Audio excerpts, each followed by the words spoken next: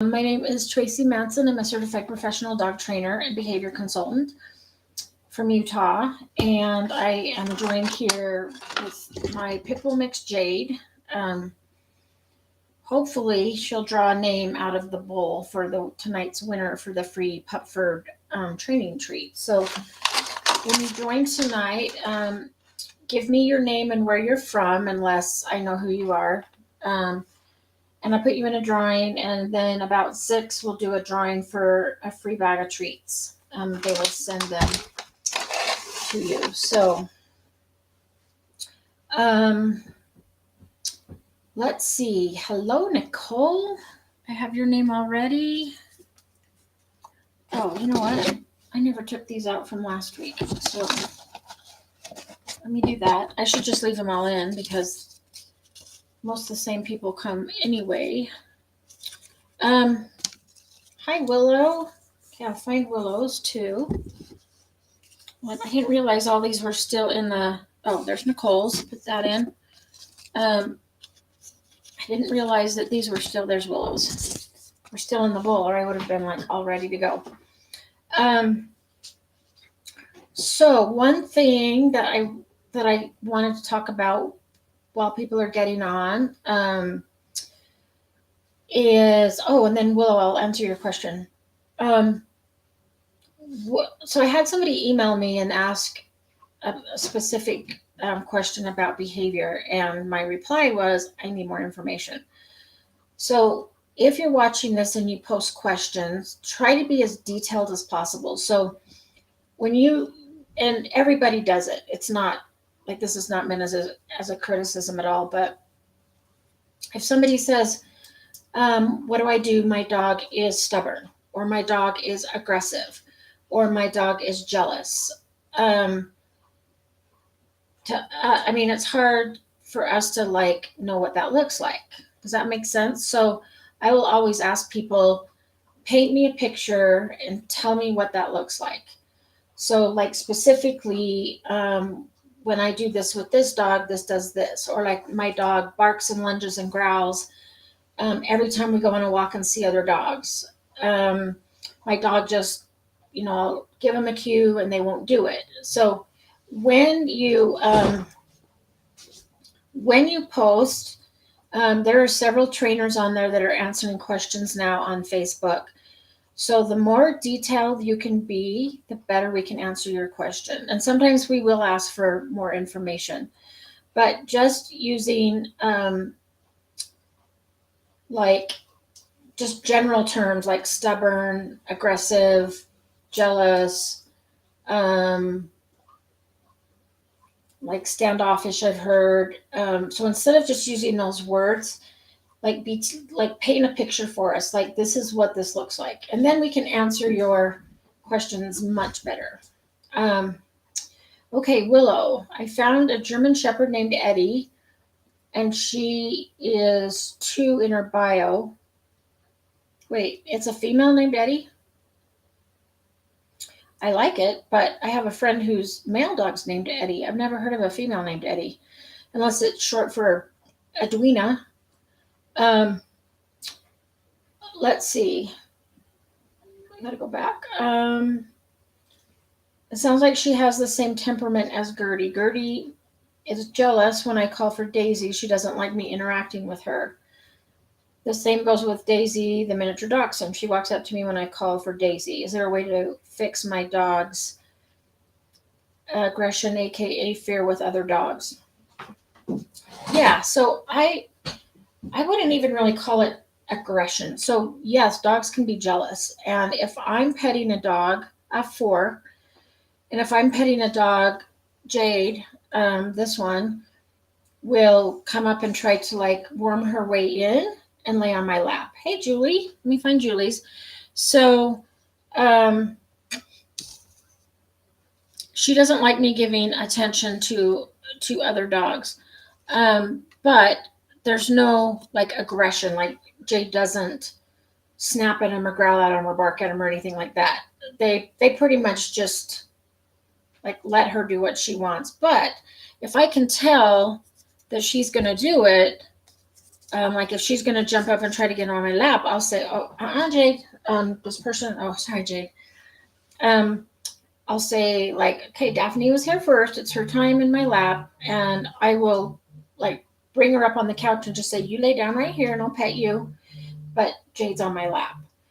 And the other thing that you could do is if you call one dog, like let's say you call your miniature, let's say you call Daisy and the other dog comes. It's like, well, thank you for coming, but I didn't call you. So that was a great come. Thank you so much. And then you can go ahead and call your other dog again. So Willow, when you say aggression, aka fear with other dogs, is that what you're talking about? Like that jealousy where she doesn't like you interacting with other dogs? Another thing that I do, since Jade, I still have to find Julie's thing. Since Jade can be a resource guarder, oh, there it is. No, that's from Julie. Oh, there it is. Okay, I found it. So let's see. Hi, Sally. She's extremely insecure with other dogs on walks. I feel like it's my fault for not walking her enough before she'd pull me to both dogs and people.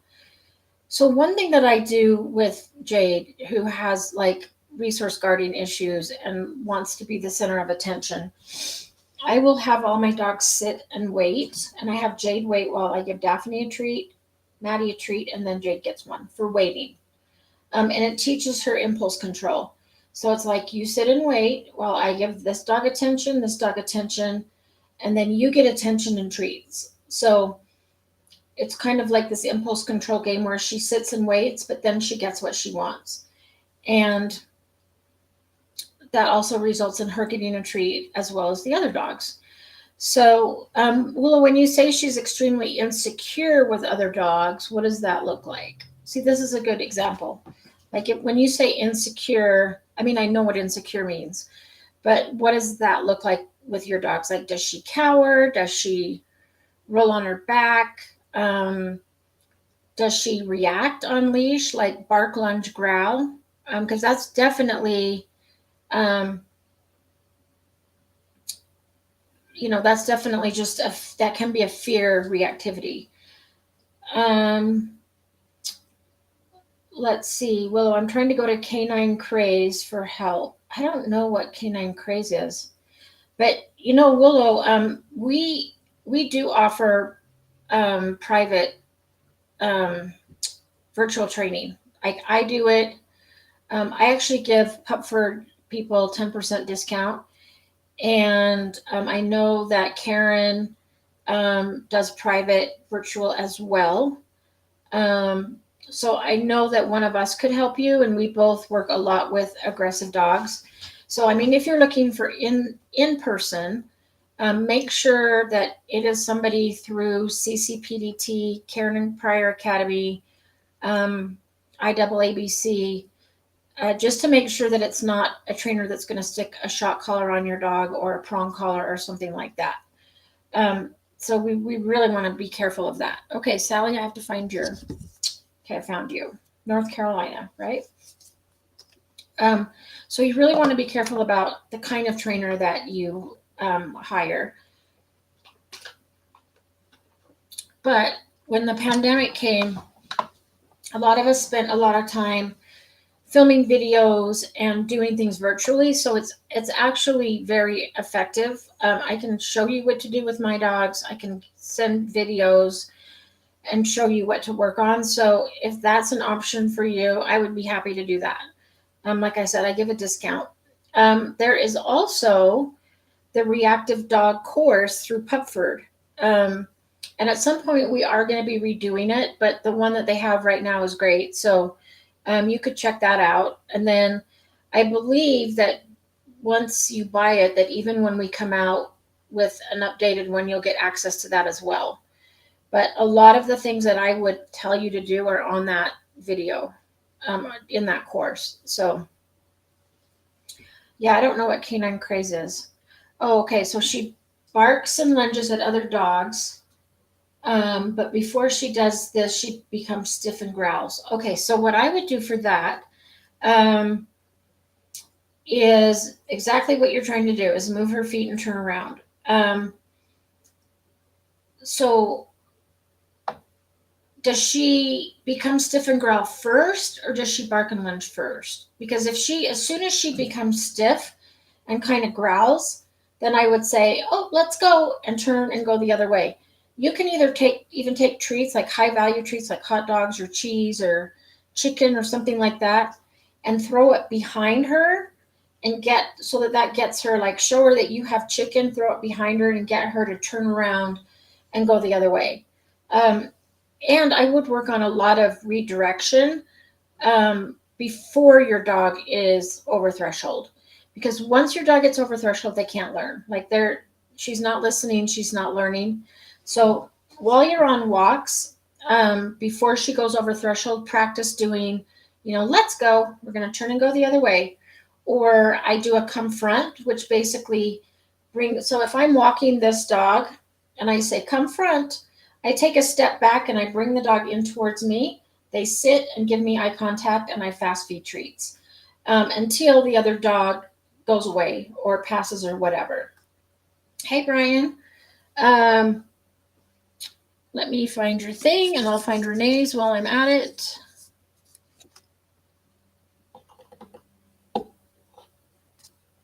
Okay. Oh, there she is. Okay. Welcome. So it's a performance center in Iowa. Okay. I would just make sure that they don't do aversives. Like, make sure they don't use prong collars. Make sure they don't do things like squirt bottles or penny cans or shock collars or anything like that. And then just remember that we can help you virtually as well. But a few of the things that I use is my goal is to always keep the dog under threshold, and then we actually go for training walks, which means the whole time we're walking for an hour, we are working, and we're working on the dog checking in. So teach your dog to check in with you, and click and treat every time your dog looks up and gives you eye contact. And then as you're walking, before you see a dog, practice let's go, and just turn and go the other way. Practice a come front. Practice what we call the flight cue, which is where, I'll say like retreat and throw the treats behind the dog and get the dog. So it's basically, I'll use this one. Whoa. So it's basically your dog is walking, you see a dog, you throw treats behind them, and so you get a quick head turn, they go the other way, and then they get the treats off the ground. And if you want that handout, Willow, just email me and tell me that you want the flight cue.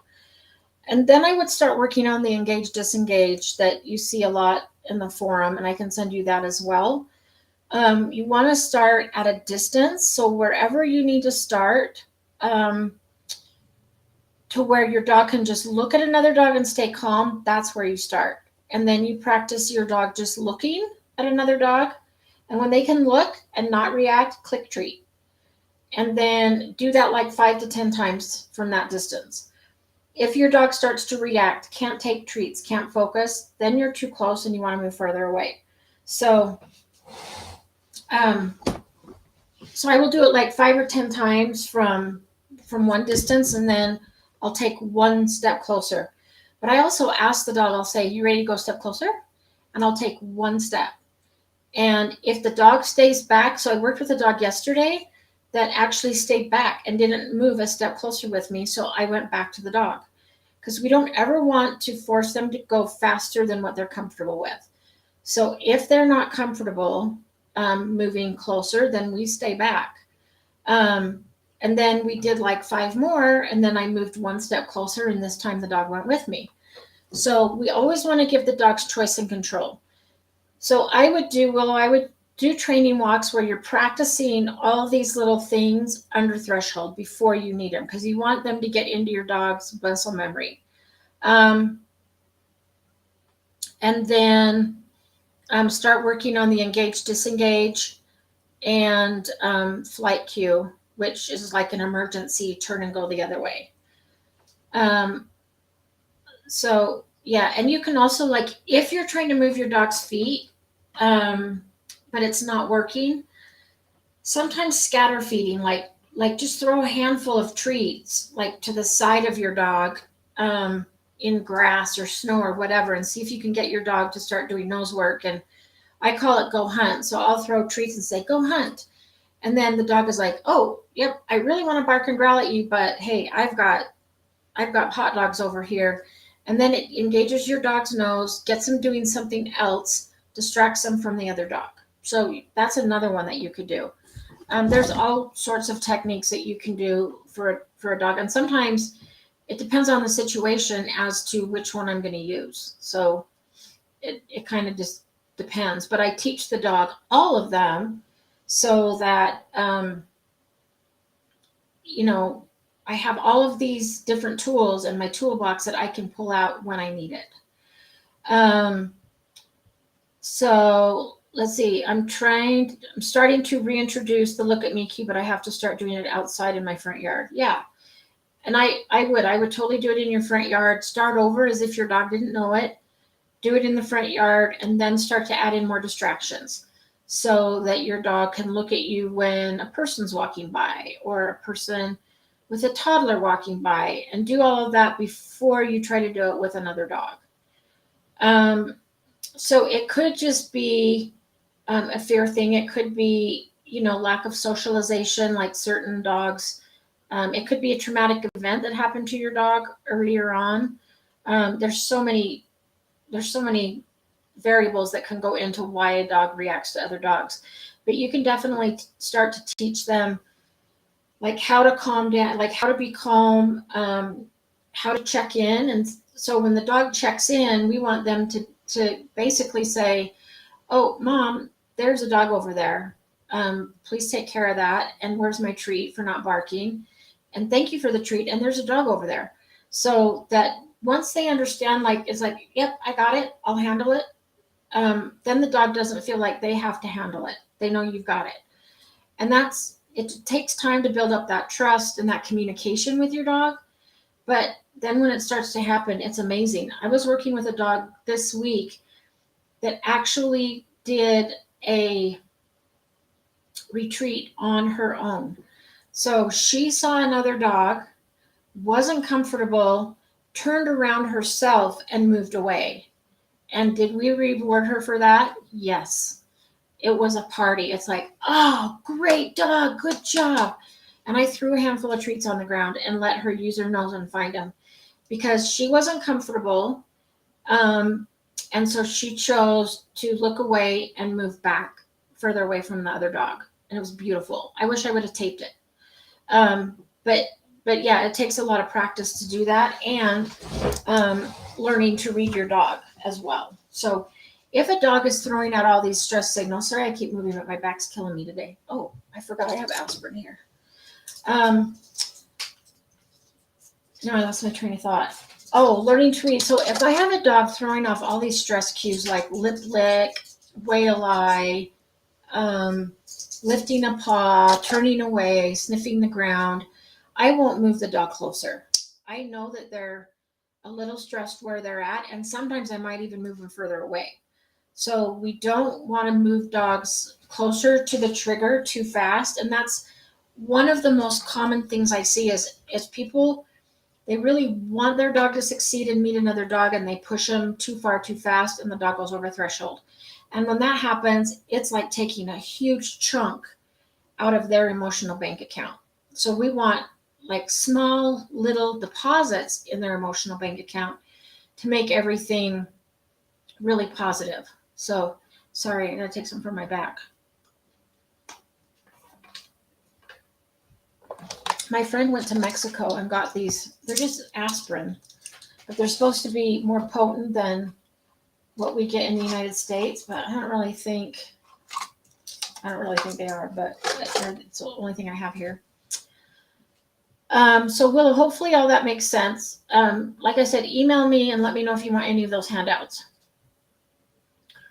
Julie, over the weekend, we bought a storm door with a doggy door already installed. I love it. So on Monday, I had to train them to use it. It did not take them that long. Yeah, it usually is not very long. When I was teaching them, I had your voice in my head. So thank you for the great advice that you give every week. Oh, thank you. That's so nice of you. Yeah, I have a dog door, and I got to tell you, it was a game changer for me because I do not like to get up. I mean, what if I have to get up in the middle of the night? I can't go back to sleep. And so if I have a puppy board and train, I do have to get up and take them potty, but usually it's really hard for me to go back to sleep. So just having a dog door so that my dogs can get out of bed, go potty, come back without even waking me up is the best thing ever. And then during the winter, I have 2 dogs that I crate, mainly just one because she's a fence jumper. The other one mainly just because she's old and doesn't like to be out in the cold. But the other dogs can have free reign of the house, and so they just use the dog door to go in and out. It's awesome. So I'm glad you got one. You will absolutely love it. Best investment I ever made. Okay, Nicole. Wilma started finishing school Monday. Awesome. Hopefully in 6 weeks she will pass her CGC. I'm a little sad because currently this will be the last class offered where we go. She likes going to class so much. I would just keep taking her to the trick class and obedience games if it wasn't that we have to drive 4.5 hours. Holy cow. You are a dedicated dog owner.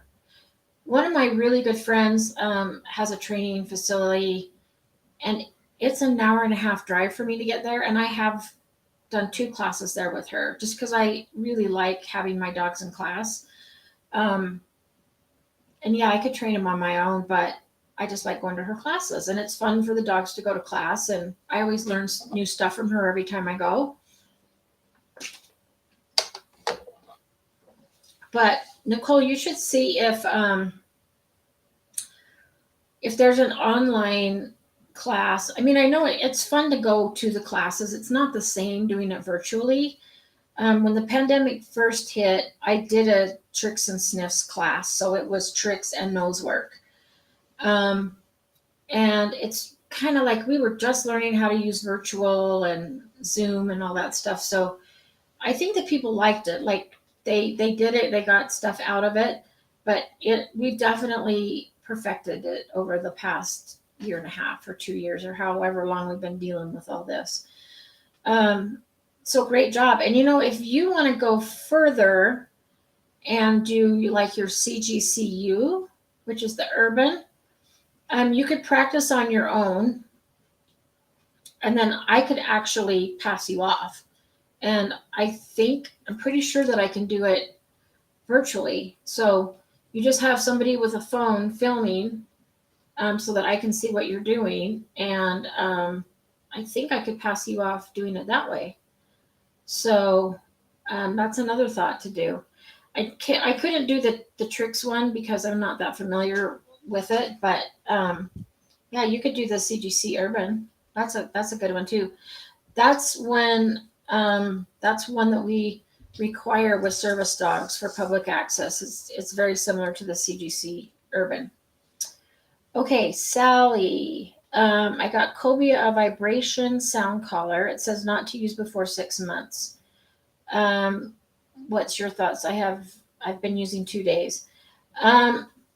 I agree not to use it before 6 months. And the reason is even a vibration or a sound, even though you're not shocking the dog, it could potentially be aversive. Like some dogs really freak out at the vibration, and some dogs will freak out with the sound if they're sound sensitive. And the reason that they don't recommend it before 6 months is because there are some critical fear periods going on during that time. And your dog can associate, if the dog is afraid of the vibration or the sound, your dog can associate that with whatever's going on in their environment. So let's say that your dog like sees another kid, like a child, and starts to pull you, and you want him to come back, and so you do the vibration. If your dog hates the vibration, then in his mind it can be like like, oh my gosh, every time I see a kid, I feel this really awful thing. And so kids are bad. So they associate that with whatever's in their environment. So I'm kind of, and it varies by dog. Like it really does depend on the dog. I've worked with dogs who, when I started working with them, the owners were doing the vibration and I would watch the dog shut down. And it's like, yeah, you can't use this on this dog because the dog hates it and is shutting down. And some dogs are really sound sensitive. So even the sound will scare the dog. And it can be so detrimental for dogs in one of their fear periods that then it carries over into like years of things. So I would teach, this is what I would do. I would teach a really good recall first and make sure your dog understands what come means. And I go through teaching it with games like 6-foot leash, 20-foot leash, 30-foot leash. Then I have them drag a leash. Then I'll practice like in an enclosed area like a yard, tennis court, dog park when there's no dogs there. And make sure your dog has a really good recall anyway, because you don't want to use an aversive. And again, the dog gets to decide what's aversive, just like they get to decide what is a reinforcer. So your dog might love chicken and hate hot dogs. So even though we might think, yeah, you should love hot dogs, I'm going to use hot dogs. Well, if your dog hates hot dogs, it's not going to be a reinforcer.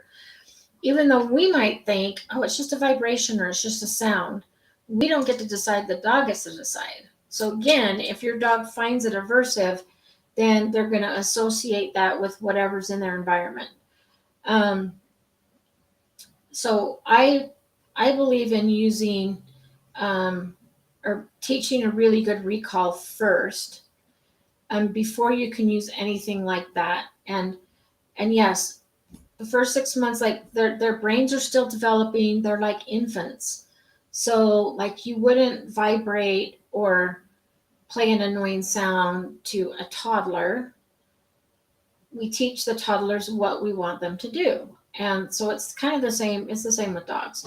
So I agree that you shouldn't use it before 6 months. I don't use them at all. The only time I ever use a vibration collar is with a deaf dog. So with deaf dogs, to get their attention, I will use a vibrate collar. Other than that, I don't use them, just because I have seen, like clients will send me videos of them using one, and I'm looking at the body language going like, oh my gosh, your dog is shutting down. Please don't use that. So I would just be really, really careful. And, if you are going to use the sound, number one, make sure that it's not aversive. So watch your dog. Like, is your dog cowering? Are they like tucking their tail? You want to look for things like that. And if that's happening, then I would not use it. But then again, before you can use something like that, your dog has to understand what come means and have a really good recall. So that's my opinion, and that's what I've been. That's what I've learned as well. So I actually am what is called a crossover trainer. So over 10 years ago, it's probably close to 20 now, I did use shock collars and things like that. And then before I learned this style of training, I put a shock collar on my 65-pound pit bull, and I hit him but press the button one time on a level 1, and I watched him shut down. And he went to the building and shook. And then it was 2 months before I could get him to go out and go potty in that area again, because he associated what he felt with that area, and so then he wouldn't go back. He would not go potty there. It took 2 months of training to get him to go back there.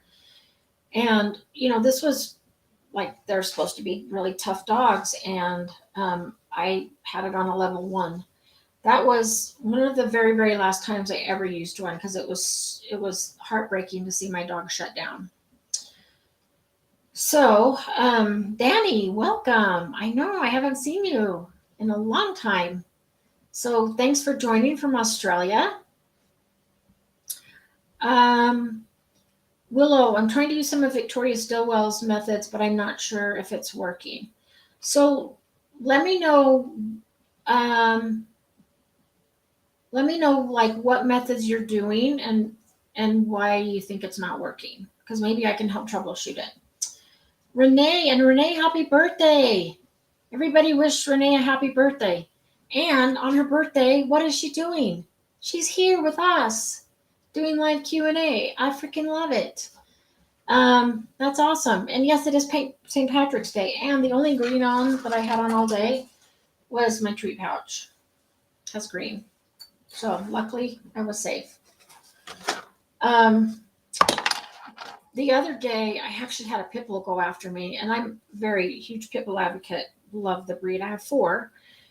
And this dog was really, really reactive. And we had gone to a spot where, like, this was like the 4th time I'd worked with her. And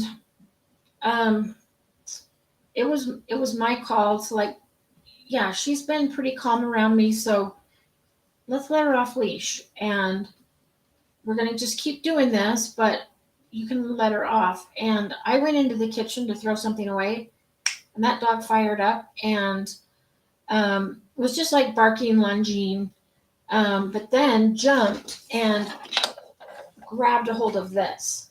So luckily I had my treat pouch on, and this is what the dog latched onto. So I very calmly did not freak out and just said, okay, let's just put a leash on her and pull her away. But afterwards I'm thinking, oh, that could have been really bad. And it was my bad for, I mean, you always want to progress to, first muzzle, leash, then no muzzle, leash, and then no leash. And this dog had been really good around me. So it was one of those judgment calls that I didn't make so well. So, even trainers do it. We screw up too. So yeah, it kind of set us back a little bit, but it's so weird when even the tiniest movement can trigger a dog. And like 1 second the dog will be fine, and then the next second the dog is just like, totally reactive. So yeah, it was a fun week. I love that dog though. It's such a pretty dog. Okay, Smitha. I don't know if I'm saying that right. And if you want to tell me where you're from, I will add you in the drawing. I know I've seen your name before, but I don't think I have a drawing thing for you. I started making them and then keeping them. Willow, when do you recommend being able to greet other dogs?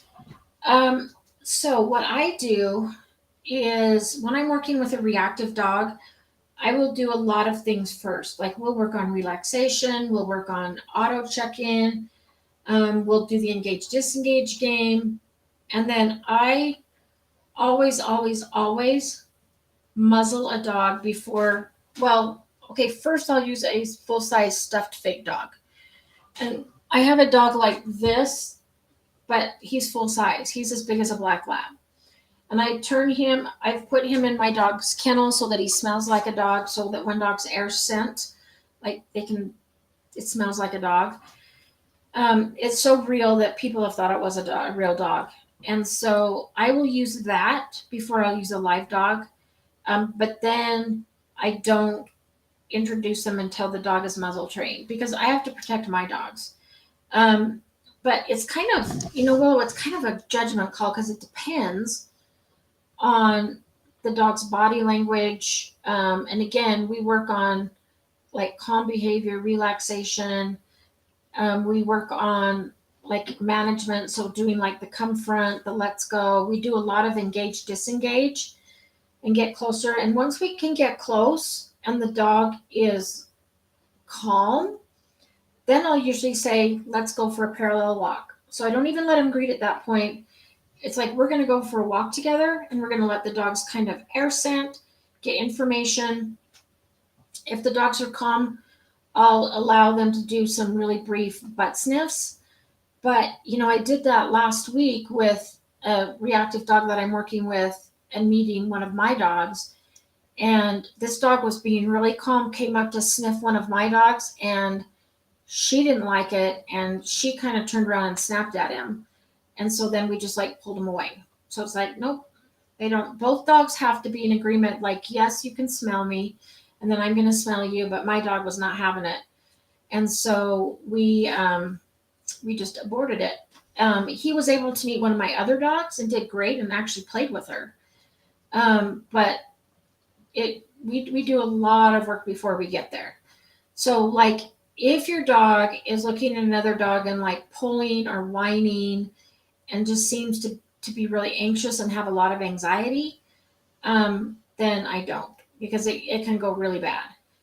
And I've gotten all the way up to where two dogs are sniffing each other and then all of a sudden one freezes and like goes for the other. So you have to be really ready. And I would have somebody with you that can help you do it before you do it. Just because when dogs greet, they kind of circle and curve. And so you want to circle and curve with them. So the leashes are always on the outside. So that like in this situation, if there is suddenly a grumble, it's like you can just separate the dogs this way and just go away. But yes, I always do it on muzzle first, before I'll trust the dog to do it off muzzle.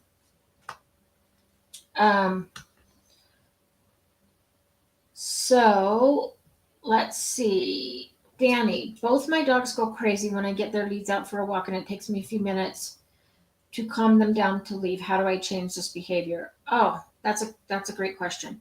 So this one that's laying right here, she goes crazy when she sees her harness come out or the leash or her service dog and training vest. And she's part Boston Terrier, so she's like a freaking kangaroo. I mean, she just bounces and bounces and bounces. And so I've taught her to sit and wait while I put her leash on. And if I go to put her leash on and she jumps or stands up, then I stop. So her behavior determines whether we get the leash on or not. And you have to like not be in a hurry to get out on for a walk, because sometimes it takes a few minutes. But if she moves or jumps, then I stop. And then I'll put her in a sit again, wait. And while she's calm, I'll go to attach the leash. And again, if she gets too excited, then I just bring the leash back and we stop. So she learns that when she sits and waits, then the leash goes on and we get to go do something fun. If she doesn't wait, then I stop and we don't put the leash on and we don't get to go anywhere. And it really only took about 2 sessions for her to learn that. So now I have her sit and wait while I put her harness on, put her vest on, put her coat. Like even in the winter when I put her coat on, she's like, oh my gosh, I'm going somewhere. I'm so excited. And it's like, okay, but you got to chill so I can get this through your feet and on you. So I'll just do like a wait or, a chill or whatever you want to call it. And then as long as she's calm, I'll put it on. If she starts getting like too excited, then I just stop.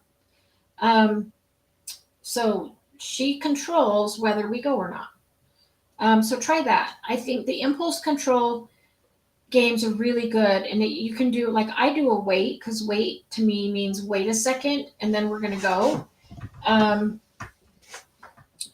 But you can do stay. If you want to do stay, it's the same thing.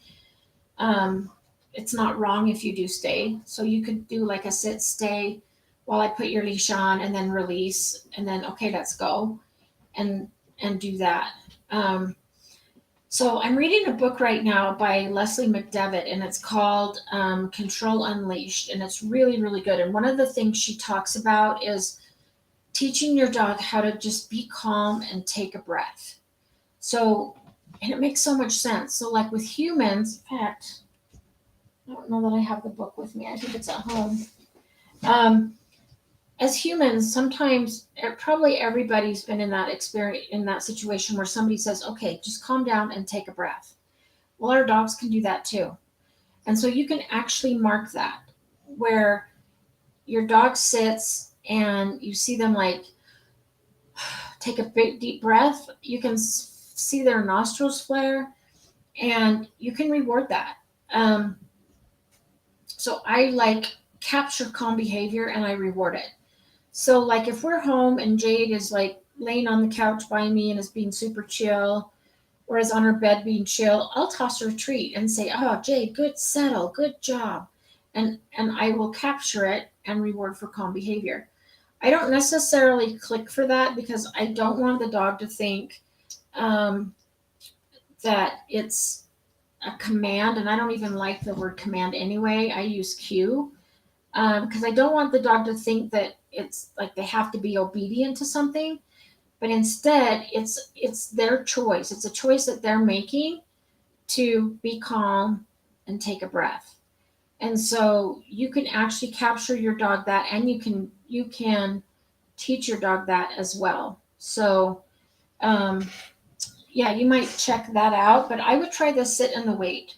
So, and Danny, if you want my weight handout, just email me, Tracy with an I at pupford.com, and I'll send it to you. It's basically the handout is wait for food and wait at the door, but it tells you how to start it. But then you can carry that over to anything like wait in the car before I release you. Wait while I put your leash on. Wait while I put your harness on. Um, and so it'll carry over into like all kinds of different things. So like now, when we go places, before I let Jade out of the crate, she doesn't always ride in a crate, but a lot of times she does, mainly because of the mud. But when I open the crate, I don't want her to just like jump out. So I'll give her weight cue, and then she stands there while I put her vest on, put her leash on, and then I say, let's go, and then she's allowed to jump out. So it can carry over into a lot of different things once your dog learns that impulse control and that weight. Willow, I'm still thinking about getting Rio for a playmate, but if I do a meet and greet, she'll react at him when he tries to sniff her. Do you have somebody that can help you? Um, because, I mean, that's kind of how dogs greet, is by sniffing. And so if she reacts to that, she may not want a playmate, or she may not, she may not get along with him. But I would definitely have somebody help you do a meet and greet. And again, when I did meet and greets at the rescue, we always did a side by side parallel walk first. So we let them gather information, we let them air scent, we watch body language, and then I would actually have her go sniff him first and see if that's, see if she's good with that. And then maybe and then watch his body language too. Like if he's doing play bows and like wanting to play, then it's probably going to be fine. But you know what her triggers are. And if one of her triggers is that, he's sniffing her, I mean, if she just growls at him, like that's just saying, back off and quit sniffing me.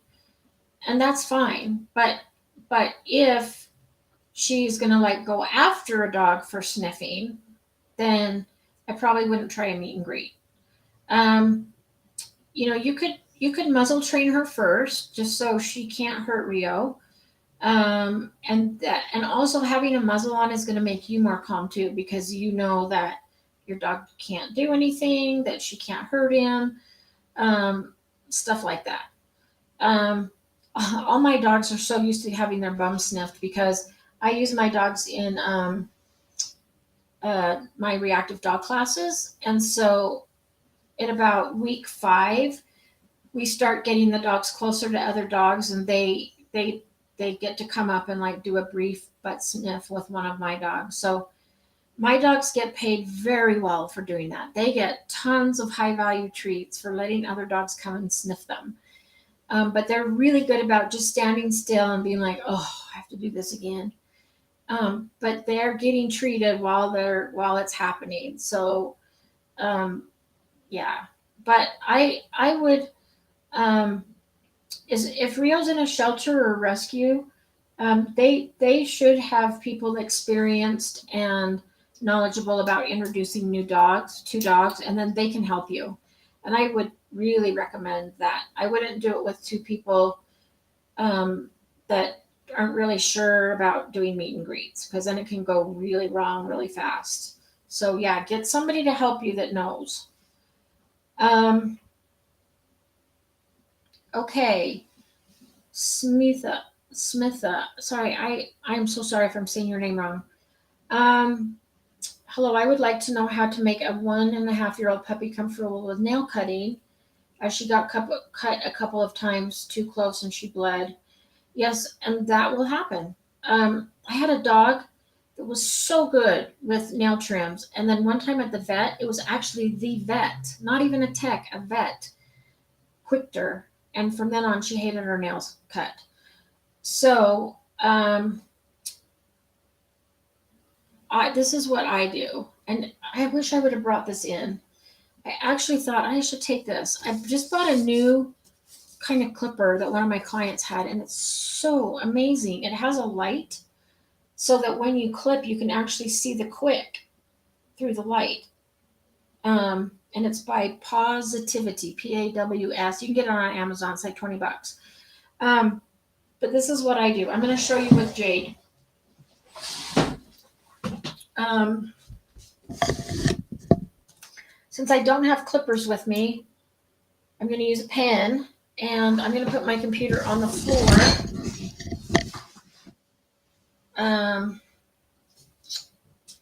Let's see. I'm going to have to unplug. Oh.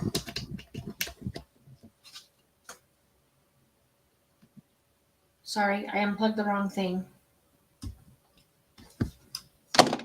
I'm going to unplug a few things.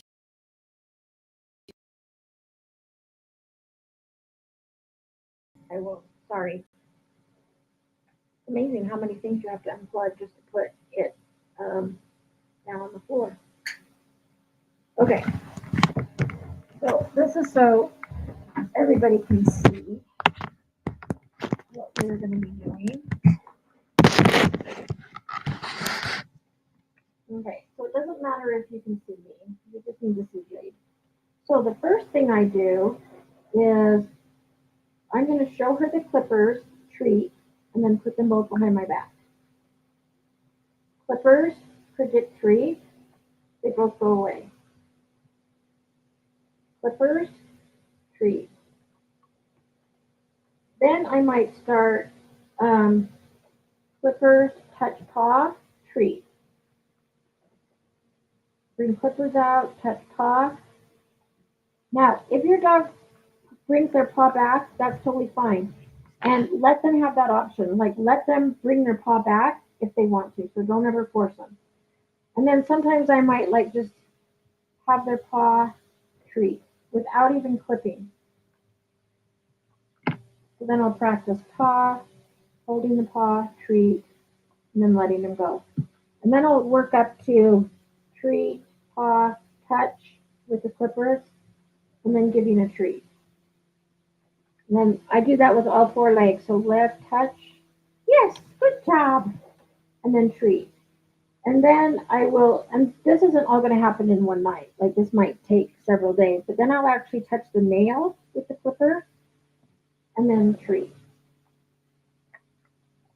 And touch a nail with a clipper, treat.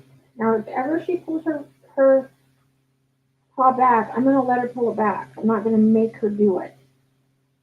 And my choice of equipment for that is I will use a clipper to get the very tips, and then I use a Dremel because I like that the Dremel will smooth it and you can get it shorter. But I will take the tips off with clippers. So if I'm using a Dremel, I'll do the same thing with the Dremel where I just show them the Dremel treat, they go away. Dremel predicts treat. So you want to get your dog to where they see the clippers or the Dremel and they start wagging their tail because it's like, oh, that means the treat's coming. So that's what we want. And then that's when I move on to the next step.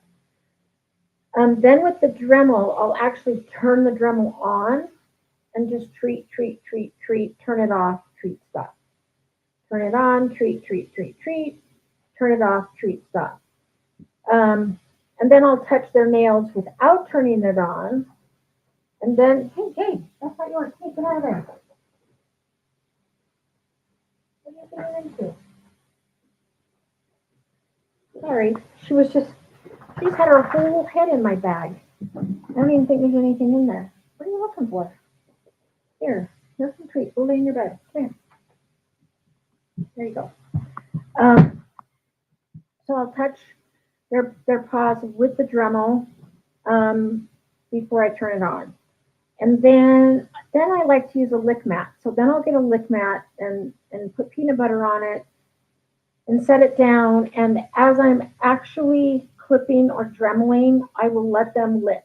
So they're licking and I'm going to clip one. And then if they're fine with that and they're still licking, I'll clip another one and then another one. If at any point they stop licking and like look like, oh, what are you doing? Then I stop. And that's to me like their stop cue. And then if they start licking again, I'll pick up their foot, do another nail. So I go really slow and I go at the pace that the dog can handle. So if the dog can't handle, all 4 paws in one day, then I don't do it. I had one dog that hated nail trim so bad that I could do a nail a day. That's all he could handle, 1 nail a day. And then it was that was it. So yeah, so just try that. And then let me know if you have any questions. The other thing too is since she's already been clipped once, you want to make really sure that you don't do it again. So that's why with the clippers, I'm more like I err on the side of caution. So I take a little bit off, a little bit more, and I look at the nail every single time to make sure I don't see the quick. Yeah, the quick just looks like a little black dot. If you see that little black dot, then that's the quick and you want to stop cutting. So instead of cutting a lot off, I will start small and kind of work. And I'll probably do like a few, and then I'll use the Dremel to round it. And the Dremel, again, you can get much shorter without clicking them.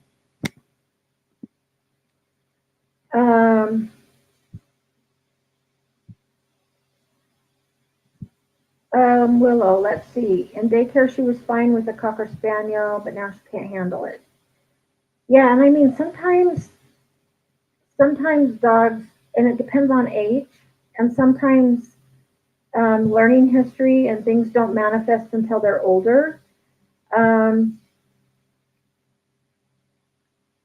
dog trait e-collar, I am not familiar with that. If it says e-collar, and honestly, if your dog is already having behavioral problems, I wouldn't put anything on your dog that could be considered aversive to your dog. So even if it's a vibrate or a sound, I think it's going to affect your dog. And if she's already like really nervous around other dogs, doesn't like other dogs, I would not use that in any way because your dog can still make the association between another dog and this weird feeling. And it will have the same effect as a shock collar would if they really hate that. So I wouldn't do it.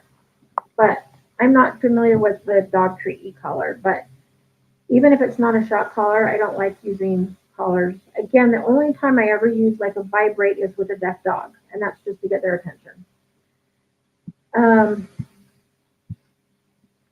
So Nicole, we do some online, done a few from Pupford. Also, they are doing some virtual where I go, so we did that as well. Oh, good. So there is a place that has agility, but it's 4.5 miles away. you know what, Nicole, I'm going to come live where you are because I want to live out in the middle of nowhere.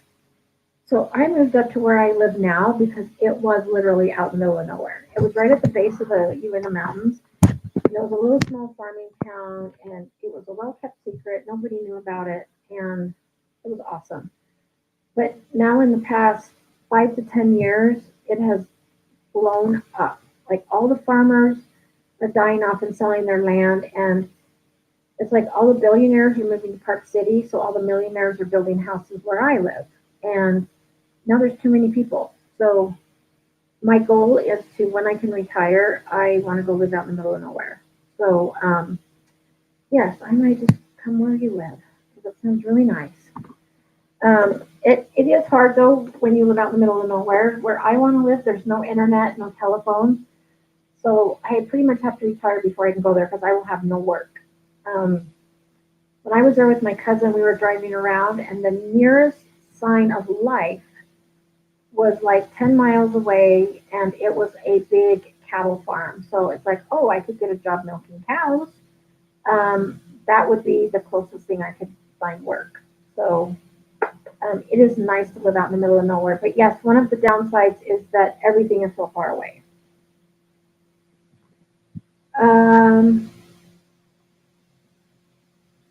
Let's see. Oh, Smitha. I am saying it right. In North Carolina. So we've got to put you in the drawing. And Julie Osgood, I don't know how to say your other last name. I will add you. And you found us on YouTube. Awesome. I did put North Carolina. I did put a couple of announcements on the Zach George Perfect Cup page. I did one Tuesday, and then, or no, I did one Wednesday. Well, Tuesday or Wednesday, I don't remember. And then I did one this morning, just reminding everybody that it was tonight. But I'm glad you found us. And Julie, I have your name thing right here. I just gotta find it. I saw it earlier. Oh, there it is.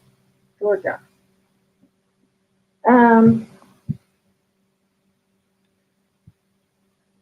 So Willow, my normal. Actually, I don't like to talk about rates like online for the whole world to see.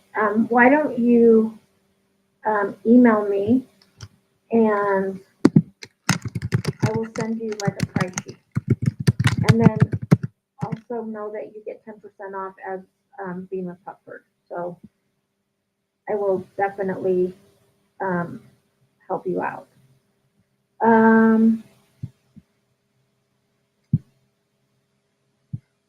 Oh, the pitties are doing great. Maddie's blood work is back down again, which is not great news. So she's going back to the vet on Sunday for another blood draw.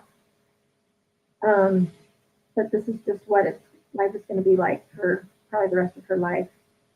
Danny, you're very welcome, and I'm always happy to help. Yes, feel free to email me. Let's see, Willow, have you heard of ABC training where you become a permanent dog trainer? Yes, Animal Behavior College. I have heard of it, and I know several people that have gone through it. Usually, so it is legitimate. It is a legitimate. If it's one I think of, Animal Behavior College. If it's that, then yes, it is legitimate, and you do graduate like knowing most of the basics. Some of the people that I've worked with, I've still had to kind of mentor and like show them what to do because it's a basic thing, but it's a great way to start. So yeah, what's even better is if you live out in the middle of nowhere, so it might not work for you, but like what I did is I just mentored under another trainer. Like I found another trainer that was willing to take me under her wing and train me. Willow, another really good one is Pet Harmony has a mentor online thing. And that one's really good. It's one of my good friends is one of the trainers, behavior consultants for it, and I've learned a ton from her. So I don't know a lot about ABC because I didn't go through it. But yeah, people that graduate have a basic knowledge of dog behavior and how dogs learn and basics, and then you kind of mentor under somebody to do the things like reactivity, aggression, separation anxiety, things like that. But yeah, it is legitimate. Um, but I would also check out. I know Victoria Stillwell has a training one, and Karen Pryor. So Karen Pryor Academy is. I wish I would have gone through that. It's fabulous. You can do most of it online. You do have to do two in-person um, things, but like for me, the closest one was Colorado. So there's twice that you would need to go somewhere and pass off stuff, but it's it's it's a really good one too. So I would look at a few different options. Um, okay.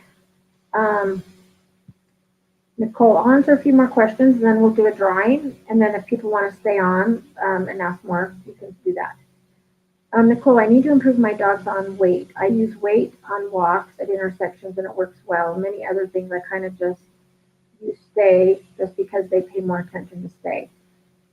Yeah, and that's totally fine. Like I tell people, and different trainers are different, use different techniques. So like I know a lot of trainers that use leave it, meaning leave it, and then you can go get it.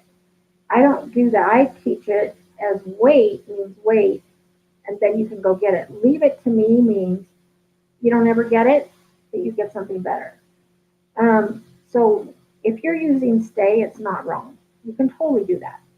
And my dogs tend to pay more attention to wait because I've taught it so that wait means wait a second and then you get it. So then they're paying more attention, like, when's she gonna get to me? When's she gonna release me?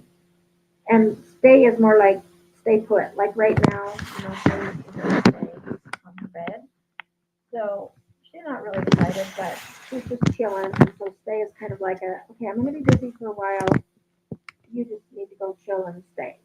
So, but it's just all in how you teach it. Um,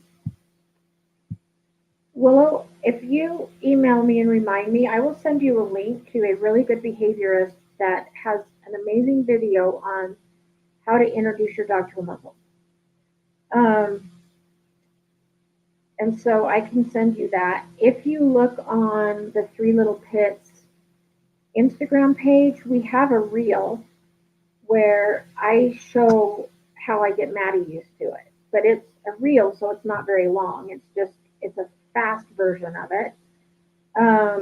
But you can look at that, or you can actually, so on YouTube,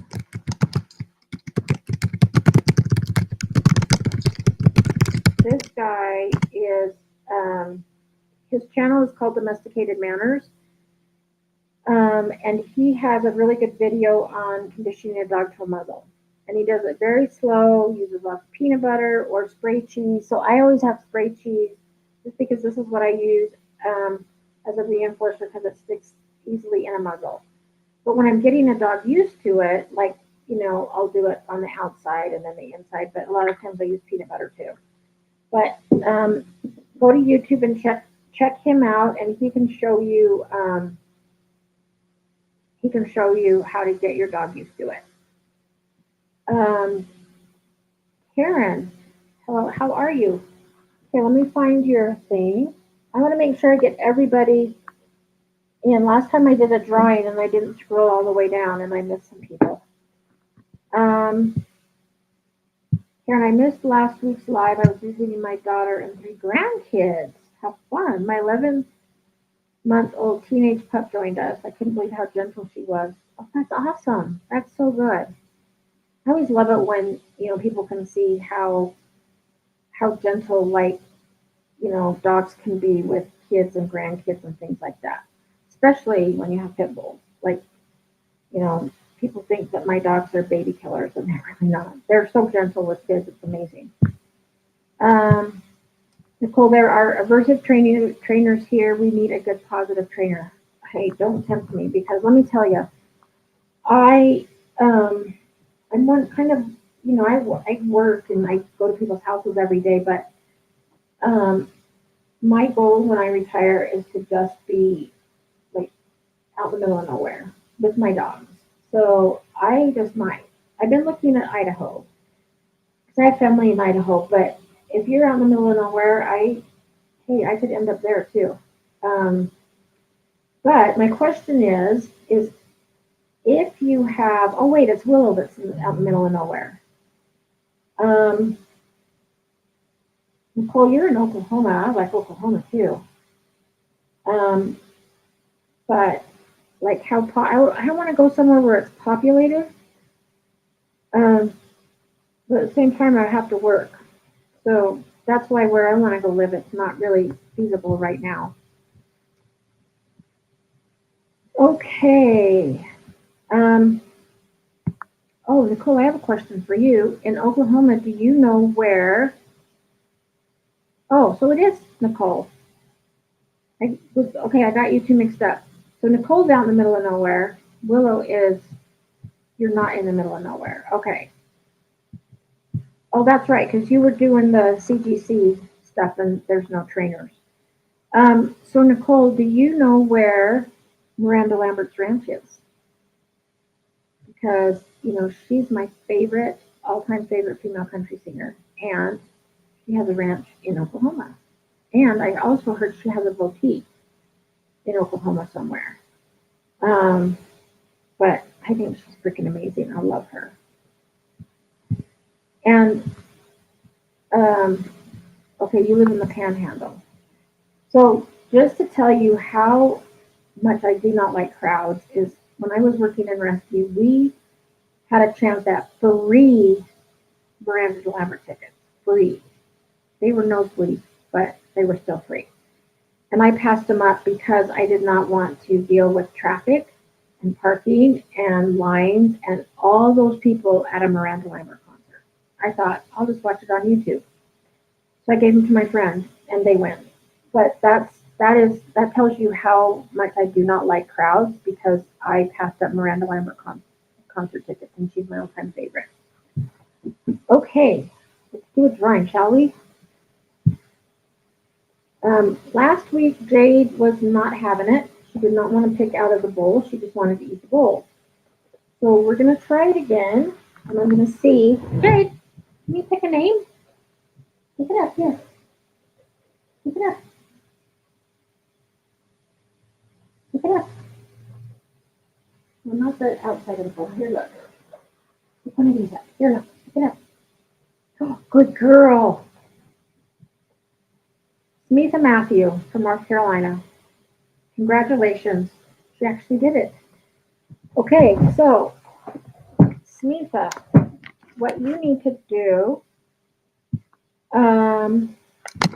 is hello@pupford.com, and you need to email them and tell them what kind of treats you want. So you have a choice of salmon, rabbit, beef, chicken, or sweet potato.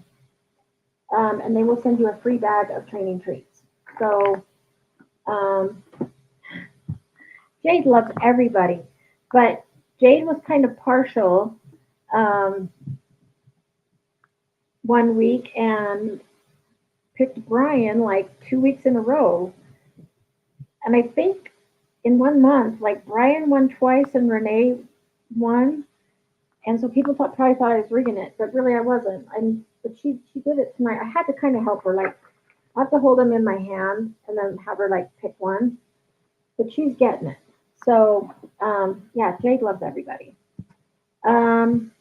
So yeah, what you'll do is email hello@pupford.com. I will also email them and let them know that you are the winner, and they will send you a free bag of training treats. And then next week, let me tell you when we're doing this. So we do this a different day or time. No, they would not cheat. I wouldn't cheat either because I love all of you and I want you all to win. So next week, It is Wednesday at 7 Mountain Time. So the 23rd is Wednesday. 23rd is Wednesday, and it's at 7. And then the week after that, it's Thursday at 5. And then the next week after that, it'll be a 6 o'clock one, probably on a Wednesday. So, yeah, join us next week. Oh no, yes, I'm sure that Brian and your names probably all of your names have food on me because I work all day before I do these lives, so I'm constantly doling out treats to dogs, and so my hands smell like treats, and I'm right-handed. So then when I pick your name and put it in the bowl, I'm sure that it has like salmon or rabbit or beef or whatever kind I'm using that day on my hands. So I'm sure all your names smell really good. Okay, so thanks for joining, you guys. Great questions. And have a great St. Patrick's Day. Happy birthday to Renee. I hope you have fun tonight. And I will see you guys all next week.